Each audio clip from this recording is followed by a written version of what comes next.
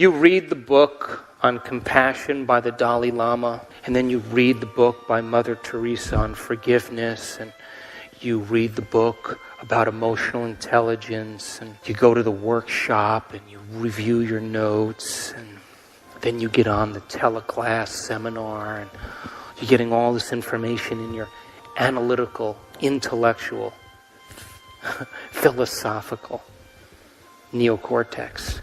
And all of a sudden you start walking around in your life and you're saying, hey, you know what your problem is? You need to be more compassionate. You got a problem with compassion. Open your heart. Oh, and you over there, listen, you just need to forgive. Why hold on? And then, you need to get more emotionally intelligent. Shorten the refractory period. Come on, pick it up a little bit. You know? And everybody is blown away by all of this knowledge that you're espousing. They're knocking on your door at work, asking you to administer to them. You know, they want to know what you know, and everything's going really well, right? But then you're getting ready for the company Christmas party, you know. You're putting lipstick on, you're getting ready, you got a little Motown playing, and all of a sudden you get a call from your best friend. And she says, you know that person that betrayed you? The one that threw you under the bus? That talked about you and got the promotion and you didn't get it? She's at the Christmas party. Put down the phone. And all of a sudden you start rehearsing in your mind how you are going to poison her wine when she's not looking. You think about going into the bathroom, locking the door, getting her in one of the stalls, wham, against the wall a few times. You start thinking about how you're going to embarrass her in front of everybody, and all of a sudden, you stop. And you think, oh no, I read the book on compassion. Damn it. Now I got to do something. And all of a sudden, you start to become conscious of your unconscious thoughts. You start to notice your knee-jerk behaviors. You start to become aware of those addictive emotions. And as you begin to observe them, you're no longer the program. You're the consciousness observing the program. And you begin to objectify your subjective self. And as you inhibit those thoughts, behaviors, and emotions, nerve cells that no longer fire together, and you begin to silence the circuits in your brain that are connected to the old self. And as you inhibit the thoughts that create the same feelings, you're no longer signaling the same gene in the same way. And all of a sudden you start to think, what did I learn from those books, the teleclass, the seminar? What would Mother Teresa do? And all of a sudden you begin to activate different networks of neurons in your brain from the knowledge you've learned. And as you begin to call up these different circuits, all of a sudden you do something very natural. You put yourself into the equation and you start to rehearse what you're going to do in the dinner. And very naturally, in a matter of seconds, you begin to cause your brain to fire in new sequences, in new patterns, and new combinations.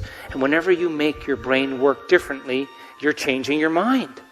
And as you remind yourself of who you no longer want to be, and you remind yourself of who you do want to be, you begin to install the hardware in your brain.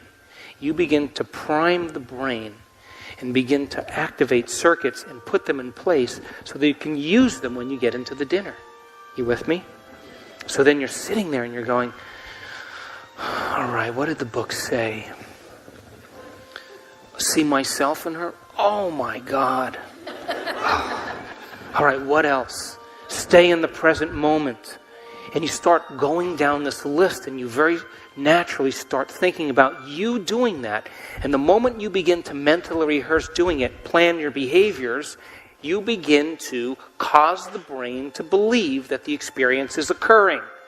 Because when you're truly focused, the brain doesn't know the difference between the experience out there and the experience in here, and now you're upscaling your hardware and you have circuits in place to use when you get to the dinner.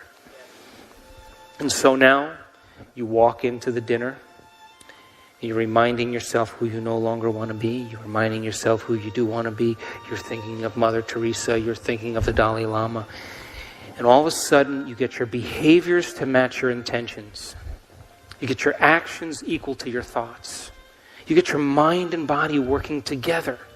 And all of a sudden, in the midst of your enemy, you have a new experience. And you do exactly what the book says, and your heart opens, and you feel compassion, you feel love, you feel freedom. And the moment you feel that emotion, you are now chemically teaching your body to understand what your mind has intellectually understood. So we could say knowledge is for the mind and experience is for the body. And in that moment, you are embodying knowledge. The word becomes flesh, and you're signaling new genes and new ways, and that second brain, called the limbic brain, is whipping up a batch of chemicals for you to begin to understand, no longer philosophically what it meant, but now you begin to understand it on a visceral level, and you are teaching your body emotionally to understand what your mind has intellectually understood. How many people understood? And now it's no longer philosophical. Your heart is open, and you're seeing through the lens of a different being, because your mind and body are working together. But it's not enough to do it once.